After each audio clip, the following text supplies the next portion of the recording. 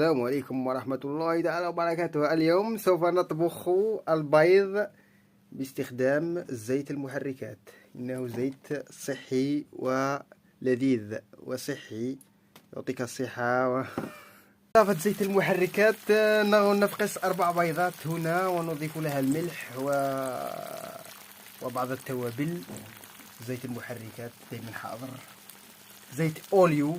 بعد الطبخ والنضج نجد البيض بزيت المحركات أسود ولذيذ بصحة وشهية مع الحسين. شكرا لكم وإلى اللقاء.